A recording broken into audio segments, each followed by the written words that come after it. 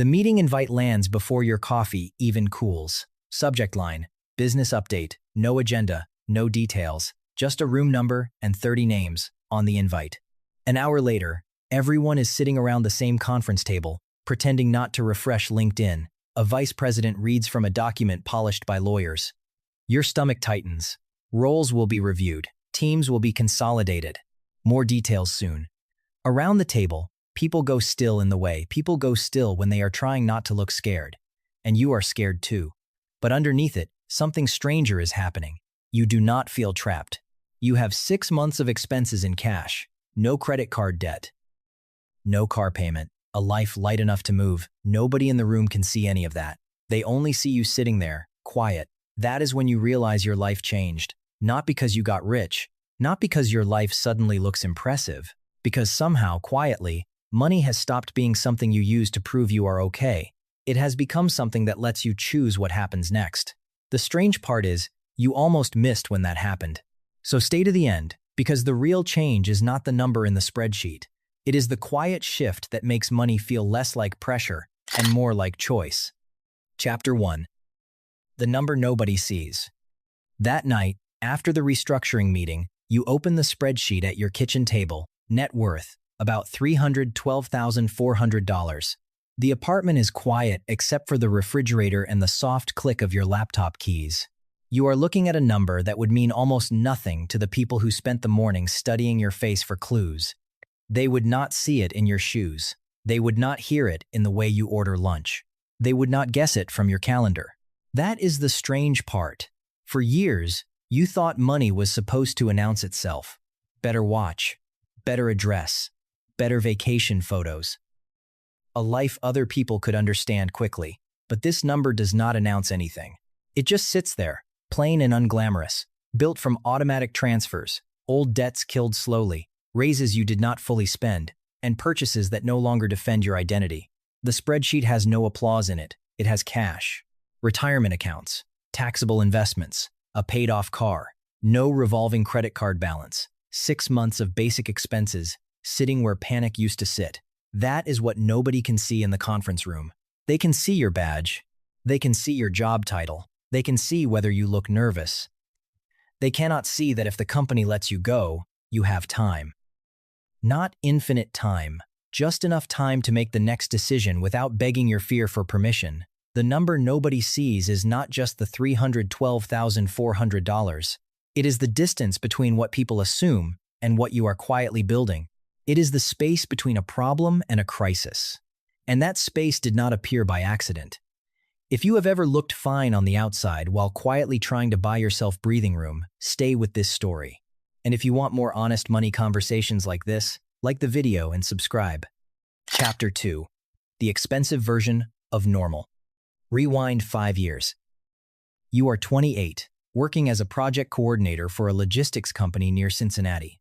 Your salary is $64,000 before tax, which sounds solid when you say it quickly.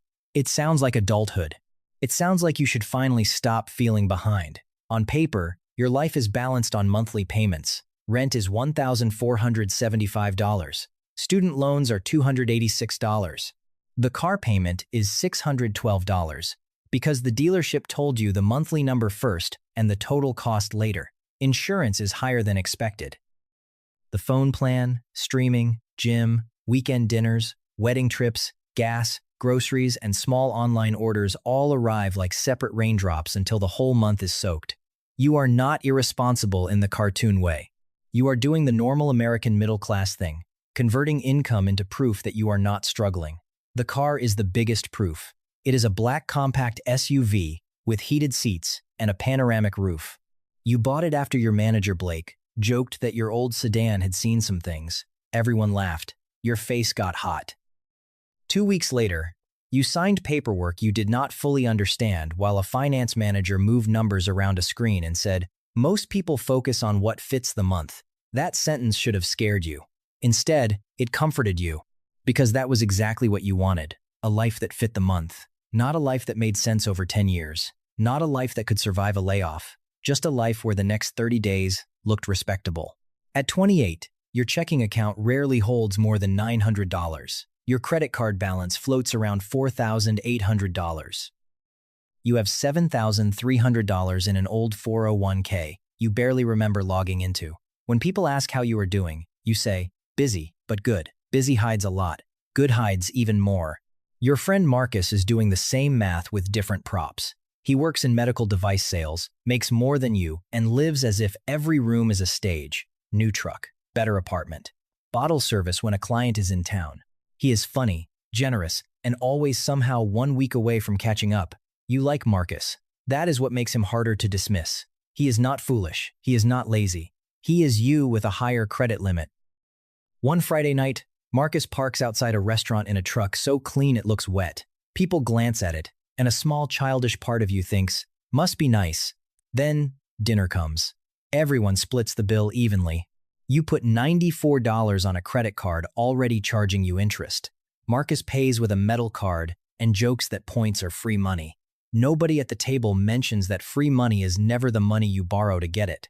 That night, you sit in your car and open your banking app, checking $416, credit card, $4,912, car loan balance, $31,700, old 401k, $7,300, net worth, if you are honest, negative. You close the app fast, like it has shown you something indecent. The next morning, you buy coffee and a breakfast sandwich for $11.84. This is how denial usually looks. Not wild. Just a person making normal choices inside a story they have never paused to question. Chapter 3. The sentence that broke the spell.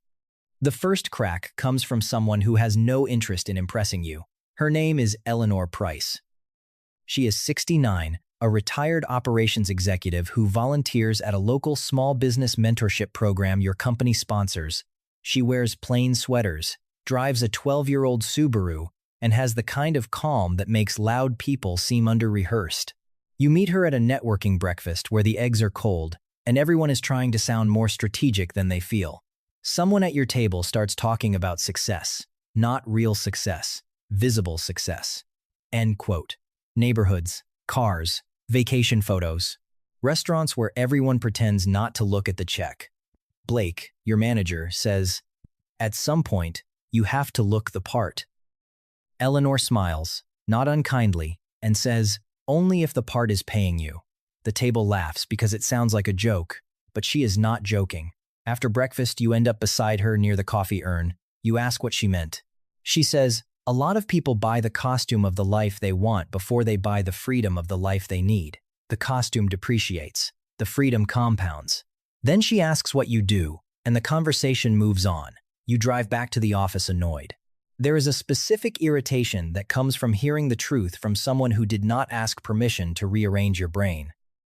That night, you do something small and humiliating. You calculate what your SUV is really costing. The payment is $612. Insurance is $178. Gas averages around $210. Maintenance and registration are not monthly, but when you spread them out, you estimate another $90. Parking downtown adds $70. Total, about $1,160 a month. Not for transportation. For the feeling of not being embarrassed. That distinction lands harder than you expect. Because transportation would be any reliable car. The extra amount is not moving you from home to work. It is moving you from insecurity to performance for 15 minutes at a time. This is the first analysis that changes you. Money is never only arithmetic. Money is also identity. If you do not know what emotional job a purchase is doing, you will keep calling it practical while it quietly becomes psychological rent. The SUV is not evil. Nice things are not evil. Wanting comfort is not a moral failure. But when a purchase exists mainly to protect you from feeling small, the bill keeps coming long after the feeling comes back. You do not sell the SUV that week. Real change rarely begins with a clean cinematic decision. It begins with a number you cannot unsee. You start tracking one thing, invisible spending, not coffee, not every penny. You track the expenses bought to manage other people's opinions, the nicer apartment, the dinners you attended because declining felt like failure, the clothes nobody remembered, the car you called reliable when you meant respectable. By the end of the month, you find almost $1,800 of your life is pointed outward. Some of that matters. But $1,800 a month is too much money to spend without admitting who the real customer is. For the first time, you ask a question that feels almost rude. What if my money stopped auditioning? Chapter 4. The first quiet trade. 3 months later, the SUV gets a nail in the tire. The tire shop quotes $246. You have the money, technically, but the timing is ugly. Rent just cleared. A wedding trip is coming. Your credit card minimum is due Friday. You sit under fluorescent lights, drinking burnt coffee from a paper cup, and feel a familiar panic over a number that should not have this much authority over your nervous system. That is the moment you open a new savings account on your phone and name it "Not Today." You transfer $25. It will not fix the tire. It will not pay off the card. It will not change your net worth in any visible way. But it changes the direction of the story. That Friday, you set up an automatic transfer for $75 every payday. 2 weeks later, you change your 401k contribution from 3% to 5% because your company matches part of it, and you realize you have been leaving compensation on the floor while worrying about reward points. This is not discipline in the motivational poster sense. It is design. You are not becoming a better person. You are making it harder for the most anxious version of you to control every dollar. 6 months after the tire shop, the Not Today account holds $1,125. Your credit card balance is still there, but smaller. You have stopped using it for meals you do not want. You have started saying, "I am going to sit this one out," without offering a financial confession as evidence. Marcus notices when you decline a weekend trip to Nashville. He says, "Come on, you can make more money." And he is right. In the narrowest sense, you probably can. But that sentence has become suspicious to you. You can make more money is often how people justify spending money already claimed by the future. Sometimes it is ambition. Other times it is a permission slip written by exhaustion. You tell Marcus, "I am trying something different for a while." He asks, "Like what?" You do not have the language yet, so you say, "I want my life to feel less rented." He laughs, then realizes you are serious. The next year is boring from the outside. You refinance the remaining credit card balance through a lower interest personal loan and set a 12-month payoff schedule. You call your internet provider and lower a bill by $32. You stop upgrading your phone every time the carrier makes it feel painless. You keep the SUV because selling while underwater would be messy, but you decide it will be the last car you buy for applause. There is one exciting thing, but nobody sees it. Your old 401k, your current 401k, your tiny Roth IRA, and your emergency fund finally appear together in one spreadsheet. For the first time, the page is not only a list of what you owe, it is a list of what is beginning to belong to you. At 29, your net worth turns positive, not impressive positive, about $8,600 positive. Still, you remember the day because you expected to feel proud, and what you actually feel is relief, not rich, less trapped. That difference matters. The internet loves transformation stories because they compress pain into before and after photos. Real financial change is less flattering. It is mostly a series of private trades where you choose an invisible advantage over a visible reward. You trade a newer phone for one less bill. You trade a weekend you cannot afford for a Monday without dread. You trade the version of yourself who looks successful at brunch for the version who sleeps through the night. This is where building wealth starts to feel less like greed and more like repair. Chapter 5. When the math starts talking back. At 30, you get a raise to $76,000. The old version of you would have upgraded immediately, not because you were shallow, but because pressure had been building. There is always a list waiting for a raise: better apartment, better car, better clothes, better evidence. This time, you make a rule before the first larger paycheck hits. Half of the raise goes to future you before current you can negotiate.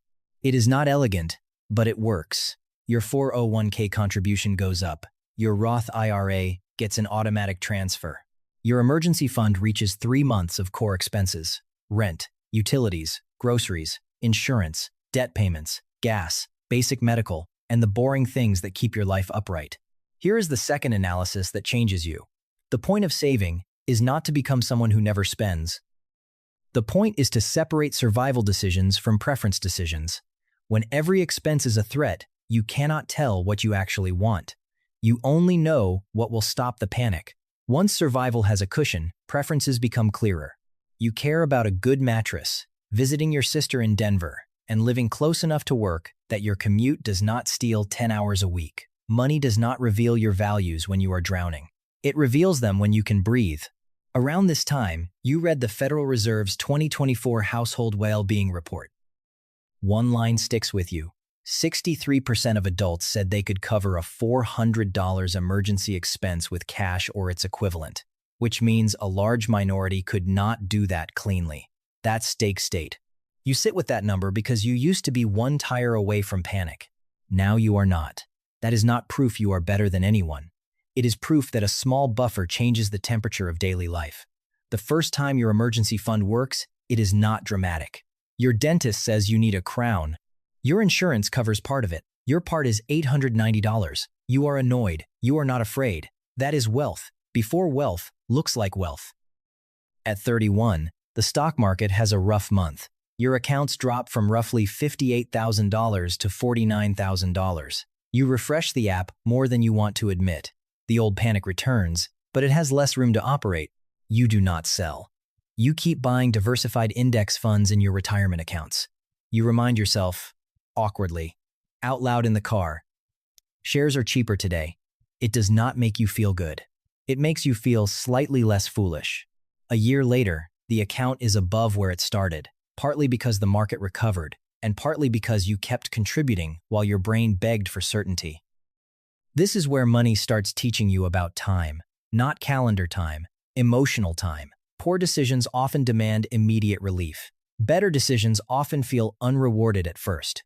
Investing is strange because the right move can look stupid for a while. Paying down debt can feel invisible. Keeping a car can feel embarrassing. The reward arrives late, and most people are not bad at money because they cannot do math. They are bad at waiting inside discomfort. That sentence becomes one of your private rules. Do not make permanent financial decisions to escape temporary emotional discomfort. It saves you more than once. Chapter 6. The Trap with Better Lighting. At 32, you move companies. The offer is $92,000 base, a 5% 401k match, better health insurance, and a manager who does not send emails at midnight as a personality trait. Then, lifestyle inflation knocks politely. It does not arrive wearing a villain costume. It arrives as reasonableness. You deserve a better place. You deserve a vacation. You deserve a car that does not make that sound when the heat turns on. Some of this is true. That is why it is dangerous. The problem is not desire. The problem is desire with no hierarchy. So you build a hierarchy. First, protect the base. Emergency fund, insurance, retirement contributions, debt payoff, health. Second, buyback time, shorter commute, tools that reduce friction, help when help is cheaper than burnout. Third, buy joy on purpose, a trip you will remember, dinner with people you love. Fourth, buy status only when you can say out loud that status is what you are buying. That last one makes you uncomfortable, which is how you know it belongs on the list. You do move apartments, but not to the luxury building downtown. You choose a smaller place 12 minutes from work, with good light, and a landlord who fixes things. Rent goes up by $280, not $900. You take one real vacation. You pay cash. You replace the mattress. You do not replace the SUV. The SUV is now 6 years old. It has scratches, a weird rattle, and no social value left. But it is reliable, and the payment ends in 9 months. When the last payment clears, you do something that feels almost rebellious. You keep making the payment to yourself. $612 a month moves into investments. By the 12th month, $7,344 has moved from a dead payment into ownership. Over 10 years, if invested monthly and assuming a 7% annual return before inflation, that stream alone could grow to roughly $106,000. That is not a promise. Markets do not owe you neat lines. But the comparison is useful. The same monthly habit can either finance yesterday's car or fund tomorrow's options. This is the third analysis that changes you. The most powerful budget category is not a category. It is the gap between what you could spend and what you choose to spend. That gap is where freedom accumulates. People talk about high income as if it automatically creates wealth. It does not. High income creates capacity. The gap decides whether capacity becomes ownership or disappears into nicer stress. Marcus earns 6 figures before you do. For a while, this bothers you. Then in one night, he admits that he cannot miss a commission month without moving money around. His life looks better than yours on Instagram. Your life feels better at 2 in the morning. You do not say that. You just listen. Because money shame does not need a lecture. It needs oxygen. Chapter 7. The first real option. At 34, your spreadsheet crosses $180,000. The number surprises you because no single year felt heroic. No viral business, no lucky crypto trade, no inheritance. Just employer match, automatic contributions, debt gone, an emergency fund, raises partly captured before they became lifestyle, and ordinary purchases you chose not to turn into proof. The first real option arrives in April. Your director asks you to take over a failing account. It would mean travel 3 weeks a month, weekend calls, and a client who treats urgency like oxygen.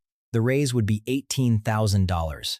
5 years earlier, you would have said yes before she finished the sentence. More money was more safety. More title was more identity. More responsibility was proof that you were moving. Now you ask for 24 hours. That night, you run the numbers. After federal, state, payroll taxes, retirement contributions, and the extra cost of convenience spending while traveling, the raise is not really $18,000 in your life.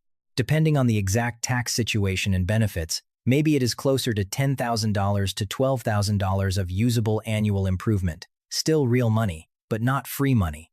The job would take most Thursdays, half your Sundays, and the quiet routines that made your life work. The old you would have framed the question as ambition versus laziness. The new you frames it differently. What is this money buying, and what is it billing me in return? You decline. Your director is surprised in the way people are when they offer a prize and someone checks the maintenance cost. For 2 weeks, you worry you made a mistake. Then a Thursday evening arrives. You leave work at 5:40. You pick up groceries. You call your mother while walking through the parking lot. You make dinner badly but calmly. You sleep. Nothing happens. That is the payoff. The option you bought was not dramatic. It was an ordinary evening that did not have to be sold. This is where the title of your life changes. Not from broke to rich. From reactive to selective. You still work. You still care. You still want to earn more. But money is no longer allowed to be the only adult in the room. The question is no longer, should I spend or save? It becomes, which choice makes me more honest about the life I am actually trying to build?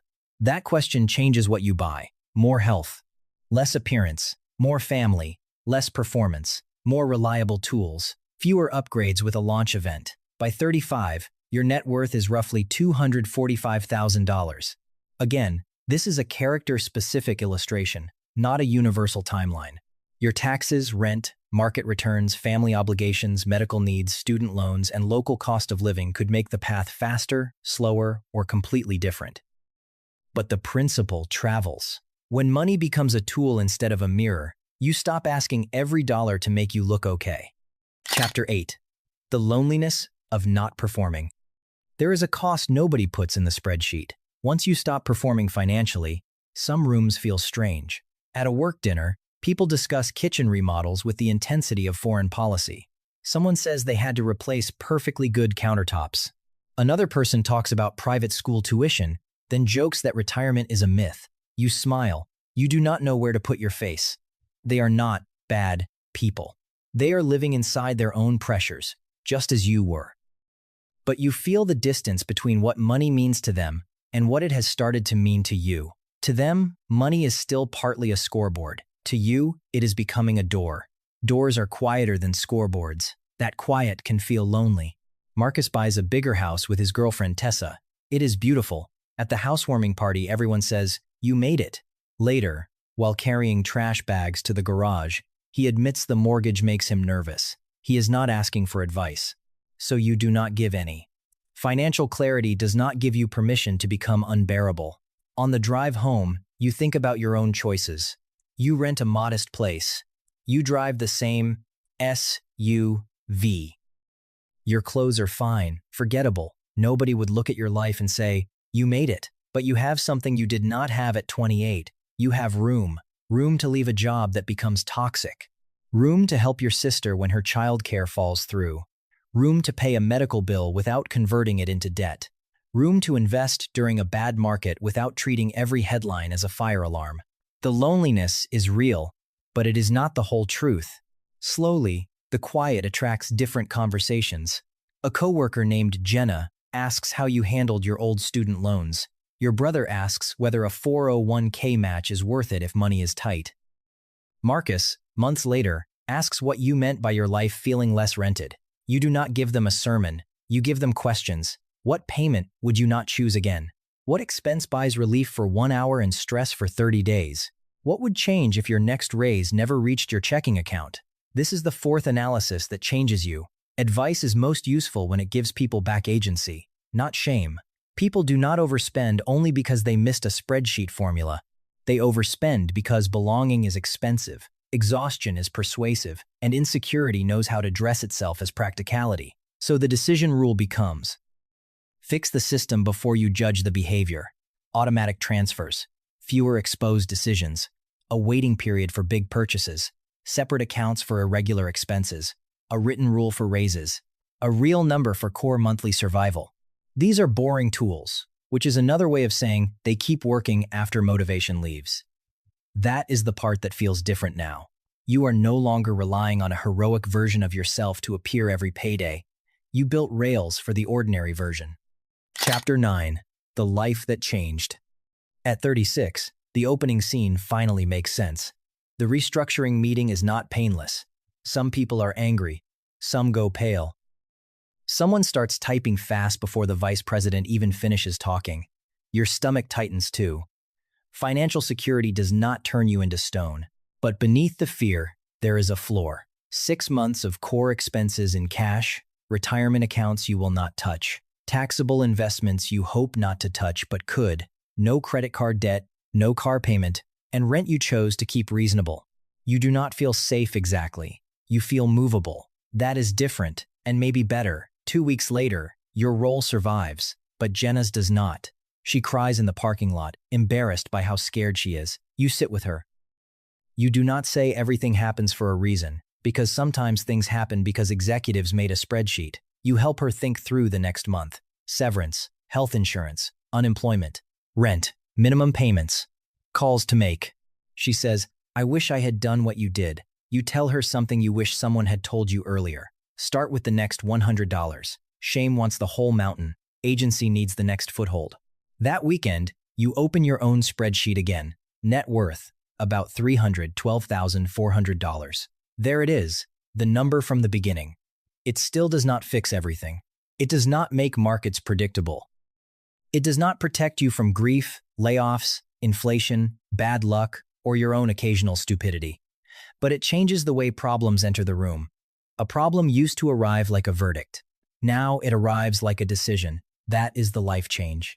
Not luxury. Leverage. Not applause. Options. Not never being afraid. Being afraid with enough room to choose. You finally replace the toaster. It costs $49. The old you would have bought the cheapest one in panic, or the expensive one in rebellion. This time, you buy the one that does the job. That tiny purchase makes you laugh, because this is what thinking differently about money has done to you. It has made some choices less dramatic. It has made other choices more sacred. A few months later, Marcus calls. He and Tessa are not in crisis, but they are tired. The house is expensive. The truck is expensive. I make more than I ever thought I would, he says, and I still feel chased. You know that sentence. You lived in it. You tell him the truth without making yourself the hero. I do not think the goal is to feel rich. I think the goal is to stop being chased by your own choices. He is quiet for a while. Then he says, "Where would you start?" And you say, "With the payment you would not choose again." Chapter 10. The New Rules. Here is the part where a normal money video would give you 7 steps. But 7 steps can become another performance. So here are 5 rules instead. Not commandments. Just tools you can test against your own life. Rule 1. Know what your money is being asked to prove. Before a major purchase, ask, "Would I still want this?" If nobody could see it, praise it, envy it, or misunderstand it. If the answer is yes, maybe it belongs in your life. If the answer is no, be honest. You are buying visibility. Do not confuse it with freedom. Rule 2. Give raises a job before they arrive. A raise with no assignment becomes lifestyle fog. Decide in advance what goes to debt. Investing, emergency savings, giving, and actual enjoyment. Enjoyment matters. A plan with no joy eventually gets overthrown. Rule 3. Turn payments into ownership when they end. When a car loan, student loan, phone financing plan, or credit card payoff ends, do not let the whole payment vanish into the month by default. Redirect part of it immediately. The habit is already in your cash flow. You are just changing who receives it. Rule 4. Build a buffer before you chase sophistication. Complicated investing cannot replace cash that keeps a broken tire from becoming a financial identity crisis. Before you optimize everything, make the next ordinary disaster less powerful. Rule 5. Buy back your attention. The hidden return on better money choices is not only compound growth, it is fewer background processes running in your mind. Fewer silent calculations at dinner. Fewer fake smiles when a bill arrives. This is why build wealth is not only a phrase about assets. At its best, it means building a life where your choices are less controlled by fear, status, and timing. There will be trade-offs. A quieter financial life may look unimpressive for a long time. Some people will mistake restraint for struggle. Some will mistake your lack of performance for lack of ambition. That is why the goal is not to become invisible. The goal is to become intentional. Spend loudly where your life is truly alive. Spend quietly where nobody needs a show. Save enough that future you has a voice. Invest consistently enough that time joins your side of the table. And when the world tries to sell you a costume, ask whether the part is paying you. The toaster works. The SUV finally got replaced, not with a dream car, but with a 3-year-old hybrid you bought after the math made sense and your life had room for it. Nobody gasped when you parked it. Nobody needed to. That is how you know the spell is broken. If this hit close to home, comment the payment, habit, or status purchase you would not choose again. Not the amount if that feels too personal, just the category. Car, apartment, phone, wedding, dinners, subscriptions, whatever it is, naming it is often the first moment it loses power. And if you want more stories about money, work, and the quiet psychology of wealth, subscribe. No shouting. No miracle math. Just better questions. The life change is not that everyone can see you are doing better. The life change is that your money no longer needs an audience before it starts working for you.